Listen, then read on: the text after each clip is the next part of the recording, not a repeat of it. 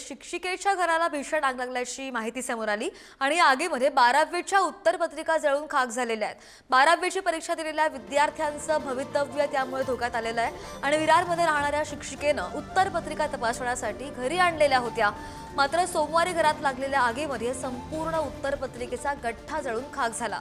12वीच्या उत्तरपत्रिका शाळेमध्ये तपासणं बंधनकारक असताना या उत्तरपत्रिका घरी कशा पोहोचल्या हा संशोधनाचा विषय आहे आणि या सगळ्या प्रकारानंतर शिक्षिकेवर काय कारवाई होते हे पाहणं सुद्धा महत्त्वाचं असणार आहे। सध्या सोशल मीडियावर हा व्हिडिओ मोठ्या प्रमाणामध्ये व्हायरल होतोय।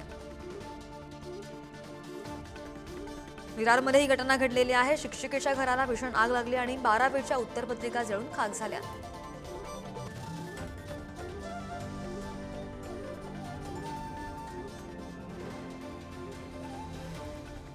Thank you.